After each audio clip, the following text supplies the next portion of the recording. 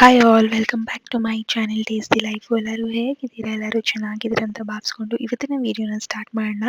ಇಲ್ಲಿ ನಾನು ವಾಂಗಿಬಾತ್ನ ಹೇಗೆ ಮಾಡೋದಂತ ತೋರಿಸ್ಕೊಡ್ತೀನಿ. ಸೊ ಈ ಒಂದು ರೆಸಿಪಿ ತುಂಬಾ ಟೇಸ್ಟಿಯಾಗಿರುತ್ತೆ ಮತ್ತು ಸಿಂಪಲ್ ರೆಸಿಪಿ. ಸೊ ಹೇಗೆ ಮಾಡೋದಂತ ನೋಡೋಣ. ಇದಕ್ಕೆ ನಾನು 2 ಈರುಳ್ಳಿನ ಸಣ್ಣದಾಗಿ ಹೆಚ್ಕೊಂಡಿದ್ದೀನಿ, ಒಂದು 7 ಇಂದ 8 ಬ್ಯಾಡಗಿ ಮೆಣಸಿನ್ಕಾಯಿ ತೊಗೊಂಡಿದ್ದೀನಿ, ಒಂದು ಸ್ವಲ್ಪ ಕೊತ್ತಂಬರಿ ಸೊಪ್ಪು, ಕರಿಬೇವಿನ ಸೊಪ್ಪು, ಗೋಡಂಬಿ ಮತ್ತು ಒಂದು ಅರ್ಧ ಕಪ್ಪು ಕೊಬ್ಬರಿ ತುರಿ, 2 ಸ್ಪೂನ್ ವಾಂಗಿಬಾತ್ ಪೌಡರ್, ನಿಂಬೆಹಣ್ಣು ಗಾತ್ರಷ್ಟು ಹುಣಸೆಹಣ್ಣನ್ನ ನೆನೆಸಿಟ್ಕೊಂಡಿದ್ದೀನಿ. ಮತ್ತು ಒಗ್ಗರಣೆಗೆ ಸಾಸಿವೆ, ಉದ್ದಿನಬೇಳೆ, ಕಡಲೆಬೇಳೆ, ಜೀರಿಗೆ, ಅರಿಶಿಣದ ಪುಡಿ, ರುಚಿಗೆ ತಕ್ಕಷ್ಟು ಉಪ್ಪು ಮತ್ತು ಎಣ್ಣೆನ ತೊಗೊಂಡಿದ್ದೀನಿ. ಮತ್ತು ಇಲ್ಲಿ ನಾನು ಒಂದು 5 to 6 ಬಿಳಿ ಬದನೆಕಾಯಿನ ಓದೋದಕ್ಕೆ ಹೆಚ್ಕೊಂಡಿದ್ದೀನಿ. ಹೇಗೆ ಮಾಡೋದಂತ ನೋಡೋಣ. ಒಂದು ಕಡಾಯಿಗೆ ಒಂದು 7 ಇಂದ 8 ಸ್ಪೂನ್ ಎಣ್ಣೆನ ಹಾಕೋತಿದ್ದೀನಿ. ಇದು ಹಾಕ್ಕೊಂಡು ಫಸ್ಟ್ ನಾನಿಲ್ಲಿ ಸಾಸಿವೆನ ಹಾಕೋತಿದ್ದೀನಿ. ಸಾಸಿವೆ ಸ್ವಲ್ಪ ಚಟಪಟ ಅಂತಿದ್ದಂಗೆ ಗೋಡಂಬಿನ ಹಾಕ್ಕೊಂಡು ಹುರ್ಕೊಳ್ಳಿ. ಇಲ್ಲಿ ಗೋಡಂಬಿನ ಫಸ್ಟೇ ಹುರ್ಕೊಳ್ಳೋದ್ರಿಂದ ತುಂಬ ಕ್ರಿಸ್ಪಿಯಾಗಿರುತ್ತೆ. ಸೊ ತಿನ್ನುವಾಗ ಕ್ರಿಸ್ಪಿಯಾಗಿ ಸಿಕ್ಕೋದು ಟೇಸ್ಟಿಯಾಗಿರುತ್ತೆ. ಸೊ ಹಾಗಾಗಿ ಸ್ವಲ್ಪ ಬ್ರೌನಿಷ್ ಆಗೋವರೆಗೂ ಹುರ್ಕೊಳ್ಳಿ. ಇದಕ್ಕೆ ನಾನು ಕಡಲೆಬೇಳೆ, ಉದ್ದಿನಬೇಳೆನ ಹಾಕ್ಕೊಂಡು ಸೇಮ್ ಫ್ರೈ ಮಾಡ್ಕೊತಿದ್ದೀನಿ.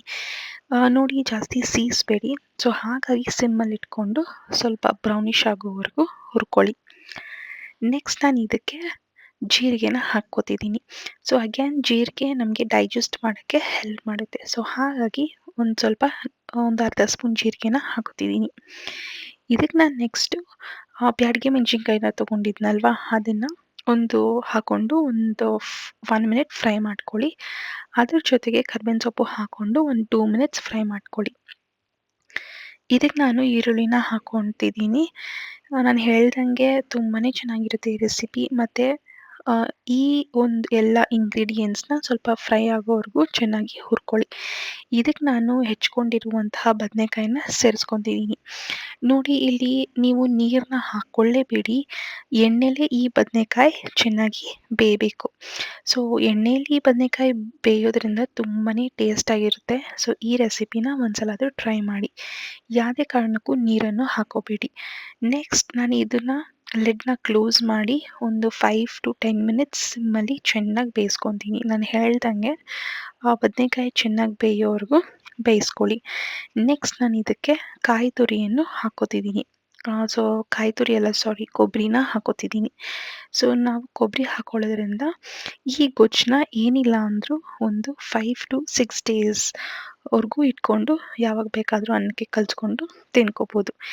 ಈ ಸಮಯದಲ್ಲಿ ನಾನು 2 ಇಲ್ಲ 3 ಸ್ಪೂನ್ ವಾಂಗಿಬಾತ್ ಪೌಡರ್ನ ಹಾಕೋತಿದ್ದೀನಿ.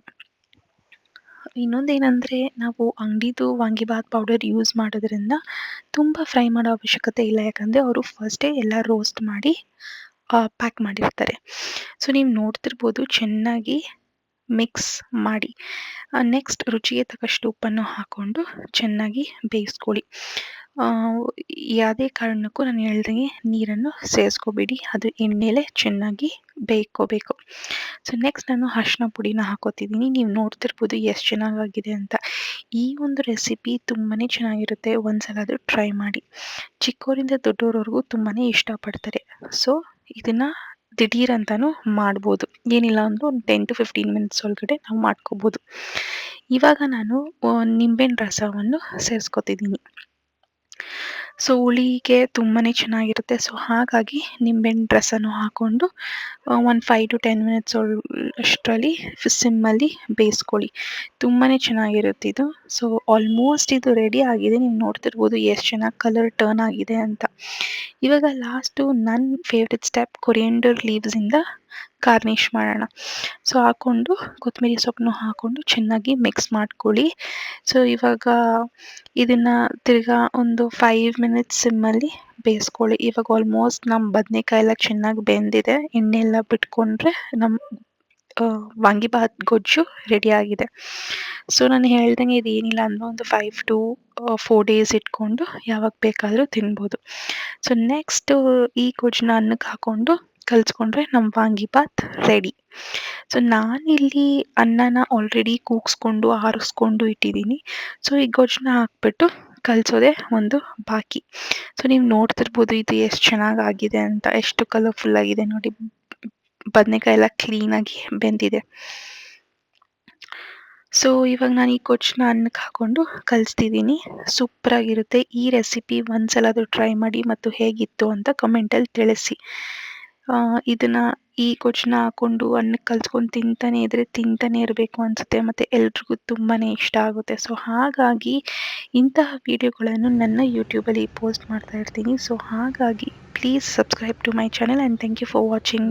ಬಾಯ್. See you in the next video.